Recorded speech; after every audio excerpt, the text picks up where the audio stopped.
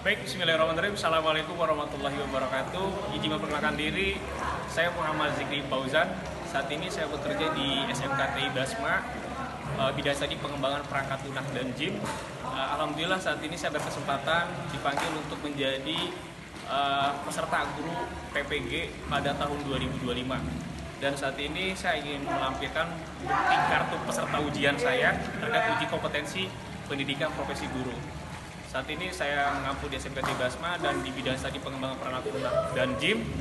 LPTK-nya Universitas Pendidikan Indonesia. Ini adalah bukti kartu ujian. Mungkin cukup sekian atas perkenalan ini. Kurang dan lebihnya mohon maaf. Wassalamualaikum warahmatullahi wabarakatuh.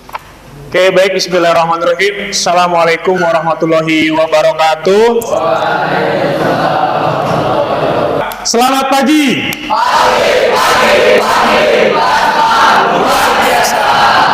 Oke, baik, terima kasih. Di pertemuan kali ini di semester ganjil, saya mau sambil absensi, presensi. Oke, presensi. Nanti yang saya panggil bilang hadir ya. Oke, pertama Abdurrahman Fatan hadir? Hadir. Ahmad Maulana mana? Hadir. Ahmad Muzaki? Hadir. Ahdan Mahya Rafid? Mana Ahdan? David Abdillah?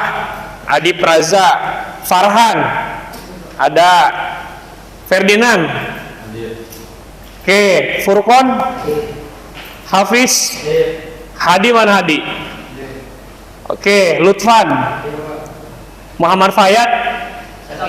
Sakit apa kalau boleh tahu? Demam. Oke. Muhammad Tazul? Muhammad Azril? Muhammad Taki? Naufal? Randy? Rizky Arfi? Salman? Yusuf? Oke, kecuali tadi siapa? Fayad, kita doakan semoga Fayad lekas membaik ya. Amin ya rabbal alamin. Oke, karena semua sudah saya absensi, hanya satu orang yang sakit. Teman-teman silakan kembali lagi ke modul. Kita akan bahas terkait tema ini, perkembangan teknologi bidang perangkat dan JIM. Oke, tujuan pembelajarannya ini dia. Mendeskripsikan evolusi perangkat lunak dari masa ke masa. Kalau teman-teman lihat perangkat lunak, apa sih? Ada yang mau ngasih gambaran? Boleh angkat tangan aja.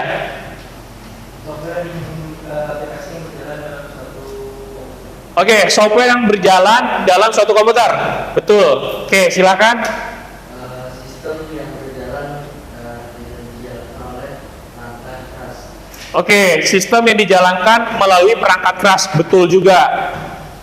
Lalu yang kedua, tujuannya menjelaskan perangkat lunak dalam kedasarnya. Coba, pasti software itu diciptakan punya perannya. Nggak mungkin nggak ada fungsinya. Ada yang mau kasih contoh selain dari yang tadi sudah kasih contoh? Siapa? Silakan. Gantian, boleh rolling. Siapa yang belum? Angkat tangan. Jangan takut salah, jangan takut benar ya. Contohnya, peran perangkat lunak dalam kehidupan sehari-hari. Game buat apa? Buat main game, Buat refreshing, buat bersenang-senang. Selain game ada apa lagi? Medsos buat apa? buat info, sport, Oke, tadi komunikasi. Contohnya apa? WhatsApp. Selain WhatsApp, Instagram. Kalau Facebook apa? Messenger ya. X, Twitter buat nge-tweet ya. Oke, lalu yang ketiga, betul semua ya, mengaitkan perkembangan perangkat lunak dengan revolusi industri. Ada yang dengar revolusi industri itu apa sih? Ada yang pernah tahu? Revolusi industri itu kayak gimana sih? Sebelumnya pernah ada yang tahu revolusi industri? Angkat tangan aja. Kalau belum tahu, saya kasih tontonan.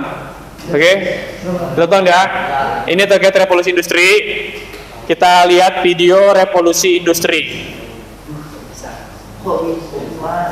Revolusi apa tadi? Revolusi industri.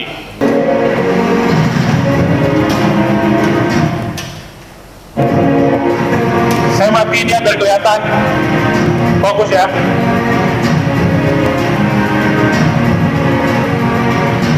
dari 4G, dari handphone. Ini alat-alat pakai IoT ini semuanya, robotik. Oke, ini nggak ada ininya ya. Ayo sambil diamati teman-teman, fokus.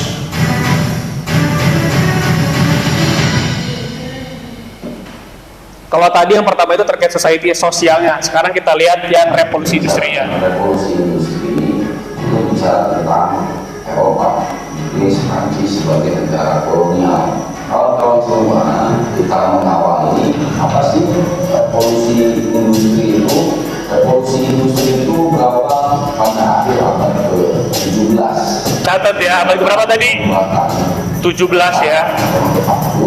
Dikerjakan di rumah penduduk dengan menggunakan manual tangan. Sebelum revolusi industri, semua pekerjaan barang dilakukan menggunakan manusia atau menggunakan mesin sederhana. Sebab itu kemampuan menghasilkan barang masih sangat terbatas. Misal pembuatan pakaian dikerjakan dengan cara handmade. Kemudian revolusi industri itu dimulai dengan penemuan cara pembuatan barang dari penggunaan tenaga manusia, kemudian menggunakan mesin. Nah, dengan demikian barang bisa diproduksi dengan lebih cepat dan jumlah yang massal banyak. Tadi alat apa ada yang tahu tadi? Ya sebelumnya tadi kendaraan apa? Apa? Mobil ya? Nah, dari revolusi industri ini kemudian maka lahirlah revolusi budaya. Kita mengawali di revolusi industri satu ini. Sejarah mencatat itu sekitar abad ke-18 atau 1800 sampai 1900 merupakan periode revolusi industri 1.0. Inggris merupakan negara yang memprovokasi terjadinya revolusi industri. Saat itu secara politik Inggris memiliki masyarakat yang stabil dan merupakan negara kolonial terbesar di dunia. Nah, kemudian sektor industri yang mengawali revolusi industri 1.0 itu pertama industri tekstil, karena sebagai kebutuhan sandang di awal era industrialisasi di. Nanti sambil dicatat tadi di revolusi industri 1.0 apa aja tuh yang berkembang? Industri apa tadi? Mekanisasi mesin tinta. Kemudian industri besi dan baja. Perkembangan selanjutnya adalah pertambangan dengan ditemukannya inovasi produksi dan pembuatan besi dan baja bisa menjadi lebih murah. Ini apa bedanya? Perhatikan di sini. Dari industri 1, 2, 3, dan 4. Ini di zaman tadi di era revolusi berapa? Prancis ya. Pada abad keberapa tadi? Abad 17. Abad 17 berarti berapa? Tahun 1700-1800an ya. Ini pada abad ini muncul penemuan apa ini? Industri tekstil ya. Kalau lihat dari sini kayak semacam penemuan kilang minyak bor ya. Tambang, betul, pertambangan, industri pertambangan. Lalu ke industri 2 itu muncul terkait pembuatan inovasi mobil ya. Tadi yang mobilnya yang tadi awalnya nggak ada atapnya tadi kan, yang roda tadi yang di awal. Setelah itu ada inovasi apa lagi nih? Robot. Nah ini yang canggih nanti di industri keempat dan ini berkaitan dengan robot, berkaitan dengan nanti ada dicampur dengan AI. Apa itu AI? Artificial Intelligence. Jadi sebenarnya dari yang industri 3 ini lebih diupdate lagi di 4 dan nanti kita akan memasuki industri yang kelima. Kapan kira-kira? 2030. Itu estimasi ya, dan itu perkiraan, nanti kita lihat apakah memang terjadi atau tidak. Kok bisa ya? Oke, kita kembali lagi teman-teman ke sini ya.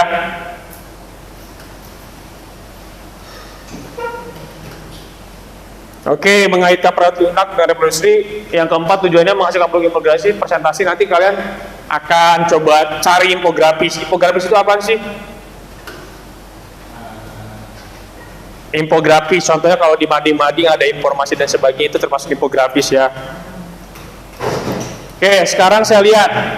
Tadi kan berkaitan dengan perkembangan perangkat lunak. Kita lihat di sini. Nah, apa bedanya ini? Ini perangkat lunak apa nih? Ada yang tahu? Windows. Ya, ini Windows versi berapa? Windows 95 ya, 95. Ini Windows yang terbaru, Windows 11. Kalau lihat dari tampilan, GUI enak yang mana? Atas apa yang di bawah? Ya mungkin pada zaman masanya ini yang paling canggih, ya kan? Pada tahun 1995. Sedangkan zaman sekarang kalau kita pakai GUI, GUI itu singkatan dari apa GUI? Graphical User Interface. Jadi sistem operasi itu, ini pakai sistem operasi ya. Sistem operasi kan selain Windows ada apa aja? Linux, terus macOS, ada lagi apa? DOS. Dah banyak ya. Jadi yang kita contoh di sini adalah Windows. Ada yang pernah pakai Windows apa aja di sini ngalamin dari kalian? Pernah? Di warnet biasanya Windows berapa? Warnet tuh Windowsnya jadul banget, setahu saya tuh ya. Windows 10. Oke, ini contoh dari Windows. Kita lihat nih perkembangan software. Sama saya Randy Adi Pradana, mari kita ulas sejarah perkembangan Randy itu kalian. Windows. Cek dulu.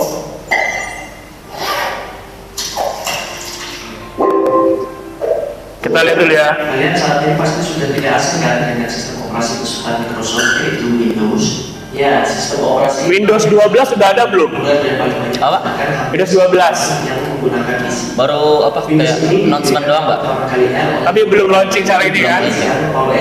Windows 1.0 dirilis pertama kalinya ke publik pada 20 November 1980. Tampilan kayak gini ya, Din. Windows ini merupakan Baik punya di rumah. dan merupakan Punya nggak kayak gini Windows? berikutnya. 1985. Memiliki banyak kekurangan dalam beberapa fungsionalitas. Baik, kayak gitu tampilannya. dari masyarakat. Windows 1.0 ini sebenarnya bukan sistem operasi yang lengkap, tetapi hanya memperluas kemampuan dari MS-DOS dengan tambahan antarmuka grafis. Selain itu, Menarik ya kalau kayak gini? 1.0 juga memiliki masalah dan kelemahan yang sama yang dimiliki oleh MS-DOS. 2 tahun kemudian, atau di tahun 1987-an, Windows merilis Windows 2.0 yang mulai memperkenalkan penggunaan kartu grafis VGA. Jadi di Windows 2.0 ini mampu menampilkan Oke, sekarang Windows 2.0 ya. Berarti yang kedua. program aplikasi tambahan yang disertakan oleh Microsoft, yaitu Microsoft Excel dan Microsoft Word. Selain itu, program aplikasi yang mulai dapat diinstal pada sistem operasi ini adalah Corel Draw dan PageMaker. Keluaran ketiga dari Windows yaitu Windows 3.0 yang diperkenalkan pada tahun 1990-an, menawarkan peningkatan performa, advance grafik dengan dukungan 16 colors dan dukungan. Nah, agak mendingan nih Windows sekarang nih yang 3. Kemudian versi update-nya yaitu Windows 3.1 rilis pada tahun 1992. Windows 3.1 ini dilengkapi dengan Belum lahir nih saya 1991. hal ini membuat Windows pertama kalinya menyediakan sebuah desktop publishing platform yang fungsional. Sebenarnya ide untuk mengeluarkan sistem operasi berbasis workshop sudah dimunculkan pada Windows 3.1. Namun, pengembangan lebih lanjut baru terdapat pada versi 3.1.1. Ya, belakang jelaskan ya, kelihatan ya. Dari sistem operasi Windows yang berbasis jaringan atau network yang diperkenalkan pada tahun 1992.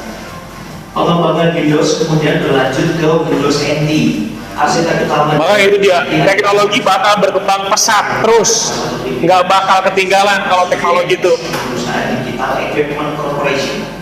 DSC sendiri kemudian dibeli oleh Compaq dan sekarang menjadi Donald Trump. HP. Microsoft merekrut Cutler pada tahun 1988 untuk Ini tampilannya kalau kalian perhatikan dan bersifat kayak mesin-mesin kasir di Indomaret. Ada yang pakai Indomaret kan? Alfamart kalau perhatikan bentukannya kayak ya kayak aplikasi kasir. TCP/IP. Nah ini tadi nih, ya agak mending kelihatan ya. Dan sudah mendukung jaringan internet, dial-up networking, dan dukungan plug and play, di mana kita bisa menginstal device hanya dengan mencolok kabel hardware-nya. Windows 95 ini dirilis pada tahun 1995 pula. Versi 32 bit dari Windows ini terdapat peningkatan kapabilitas multimedia, fitur yang lebih kaya untuk mobile computing, dan networking yang sudah diintegrasikan. Windows 98 mulai dipasarkan pada 25 Juni 1998. Di versi inilah Windows mulai support dengan port USB secara gila-gilaan seperti USB hub, USB scanner, USB mouse, USB keyboard, USB joystick. Berarti pada zaman-zaman ini 98 udah bisa pakai USB berarti ini. Windows merilis Windows ME, yaitu Windows Millennium Edition. Windows ME ini dirancang khusus bagi pengguna komputer mahal, namun rupanya versi ini kurang disukai oleh masyarakat karena banyaknya isu yang beredar bahwa Windows ME tidak kompatibel dengan Windows 98 dalam menjalankan beberapa aplikasi tambahan. Pada tahun 2001, Windows XP diperkenalkan dan membawa hawa segar bagi dunia komputer. Peningkatan dari Windows 2000. Nah ini kayak model-modelan ke warnet. Ada yang pernah ke warnet? Dengan tampilan yang Model-modelnya kayak gini nih, warnet. dan juga home computing, termasuk remote desktop, Masih mending ya tampilannya. sistem restore dan juga Tapi ngisinya masing-masing. Masing-masing ngisi. Walaupun kelompok masing-masing tulis saja. Udah nemu tulis. Pak, boleh nggak ini yang dulu nanti? Ya, nanti aja tapi Pak. Oke. Oh iya. Ya bisa, boleh. Assalamualaikum warahmatullahi Oke, silakan pergi simak ya.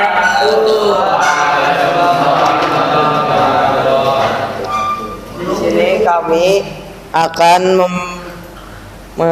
melanjutkan yang tadi, yaitu tahun-tahun awal era mainframe, era PC, era mobile, dan era cloud computing.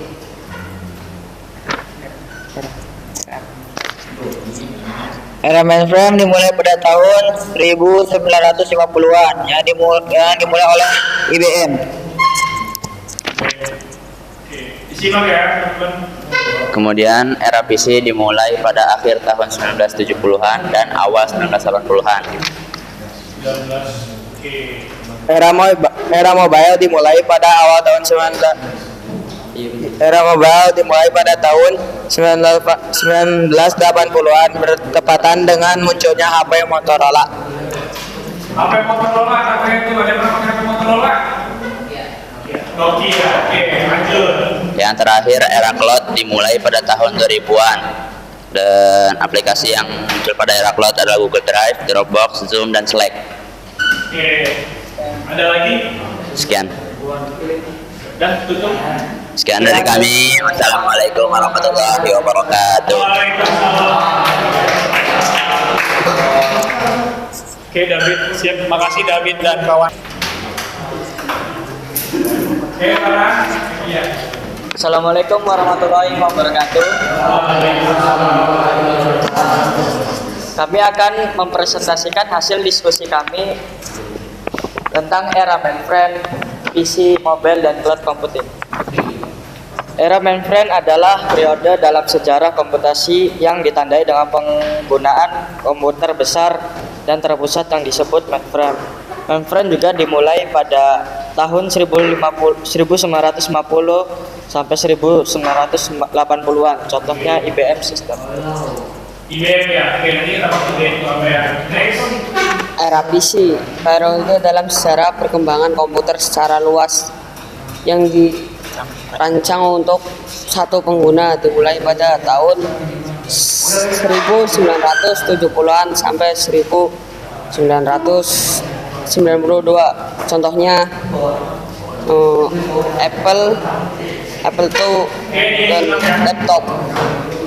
Oke, sekarang dulu kemarin juga apa? Era mobile, perkembangan perangkat seluler seperti smartphone dan tablet dimulai pada tahun 1983. Contohnya HP BlackBerry. HP BlackBerry, ada yang pernah pakai BlackBerry? Ya. Era cloud computing dimulai pada tahun 1960. Cloud computing adalah model penyimpanan layanan komputasi melalui internet, contohnya seperti Google Drive dan Google Cloud. Google Cloud, Dropbox, dan masih banyak lagi. Oke, cukup? Oke. Terima kasih. Wassalamualaikum warahmatullahi wabarakatuh. Waalaikumsalam. Oke, Oke, baik. Ya, Saya minta contohnya selain dari teman-teman tadi ya, banyakin contoh yang lain. Kalian explore sendiri kira-kira apa? Hah? kesimpulan dari pengembangan bidang Yes, boleh. Gak usah. Berarti terakhir tangan. Silakan. Dulu, kalian berdua. Oke. Assalamualaikum warahmatullahi wabarakatuh.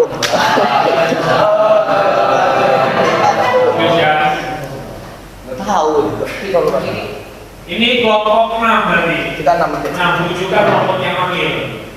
Jadi kita 6 kan? Ya. Ya, berarti kita berarti dari kelompok 6. Saya Faik, saya Jaki.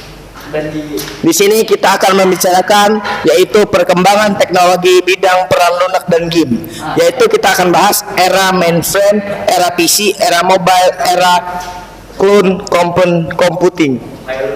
Oke. Selanjutnya akan diterangkan oleh Hajar dan Boleh ada yang silakan. Oh, Zaki. Era mainframe dimulai pada tahun 1950 yang berfokus pada aplikasi akuntansi. Era PC dimulai pada tahun 1980 yang mendorong perkembangan software komersial seperti aplikasi pengolah kata dan spreadsheet. Era mobile ditandai dengan evolusi dari perangkat dari software sederhana menjadi smartphone canggih pada tahun 2000-an. Udah langsung semuanya, nanti gua putih sebulan. Oh. Sejarah cloud computing dimulai pada tahun 1950 dengan konsep time sharing waktu ya.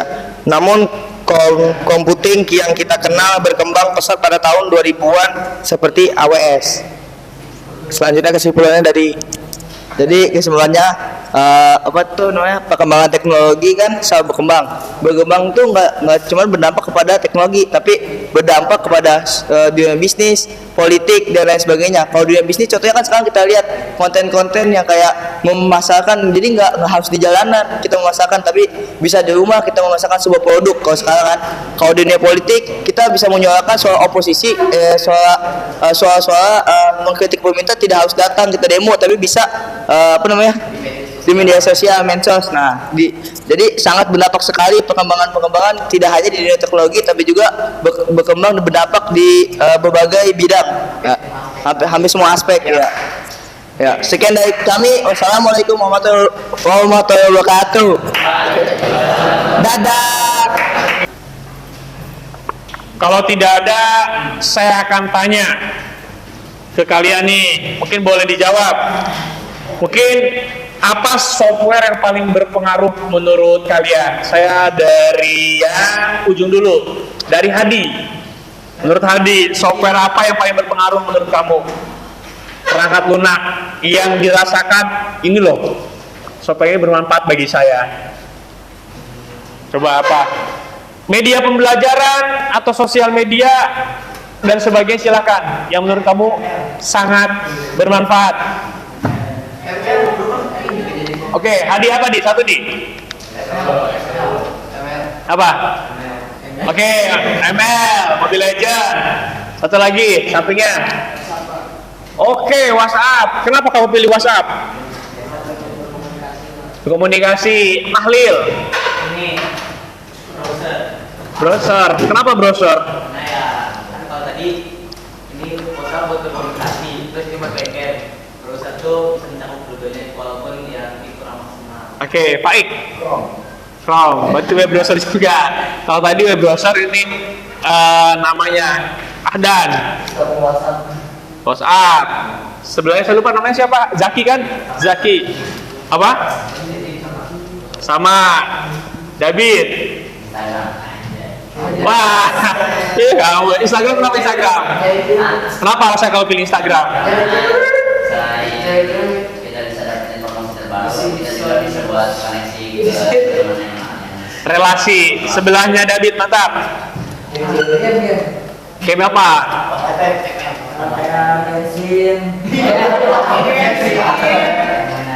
Oke, next. Arofi. WhatsApp sama ya. Ferdinand? IG berarti 2, WhatsApp udah 3 ya. Farhan apa? Ya apa? WhatsApp, oke. Sebelahnya WhatsApp juga. WhatsApp. AI-nya apa nih? ChatGPT. YouTube. Kayak ada YouTube yang 2 yang beda ya. Mungkin kayak sama kayak David, bedanya kalau YouTube cari-cari video referensi pembelajaran. Instagram.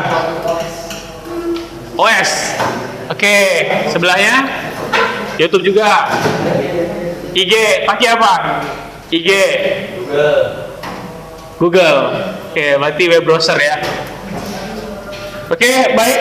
Terima kasih semuanya terkait jawaban kalian itu, semoga itu benar semua ya. Jadi itu pendapat teman-teman bahwa software yang berpengaruh mungkin dalam kehidupan teman-teman tadi ada di bidang apa aja tadi? Bidang web browser, bidang sosial media, ada di IG sama di yang tadi dijawab, WhatsApp juga masuk. Terus tadi ada di platform edukasi seperti YouTube. Kemudian tadi ada artificial intelligence, AI. Oke, baik. Kalau misalkan tidak ada yang ditanyakan, nanti LKPD-nya silahkan dikumpulkan, boleh. Dan teman-teman dikumpulkan, boleh. Jadi LKPD pertama tadi teman-teman cari, gak apa-apa, digabung dulu aja. Digabung. Dan buku modulnya juga boleh dirapikan. Ya, jangan dulu. Sebelum kita selesai, pada duduk di meja masing-masing. Gak apa-apa, berdiri. Kalau penilaian individu. Baik.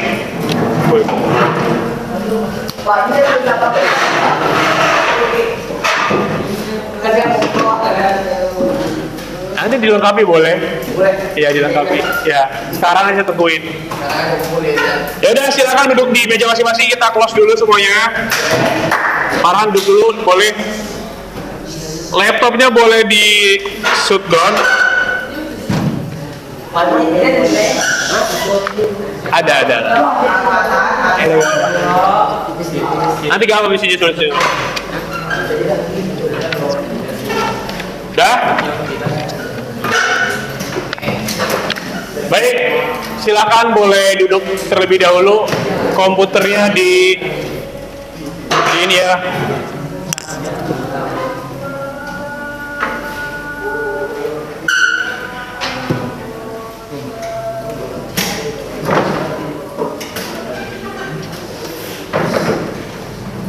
Udah?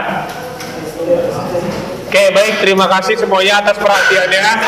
Sekali lagi, pembahasan materi ini berkaitan tadi dengan perkembangan teknologi bidang perangkat lunak dan JIT. Banyak sekali perangkat lunak yang sudah kita rasakan kebermanfaatannya. Dan saya harap di sini teman-teman nanti yang tadinya kita sebagai user, pengguna, gimana caranya teman-teman nanti menjadi seorang developer, pembuat. Makanya yang tadi kalian pemantik di sini itu gambar-gambar perkembangan perangkat lunak, harapannya nanti teman-teman bisa membuat sebuah software untuk yang bisa digunakan di sekolah, di masyarakat, dan bahkan di luar. Baik, terima kasih. Kita tutup pertemuan kali ini dengan membaca hamdalah bersama-sama. Lalu mari kita sempurnakan dengan doa kifaratul majlis. Subhanaka.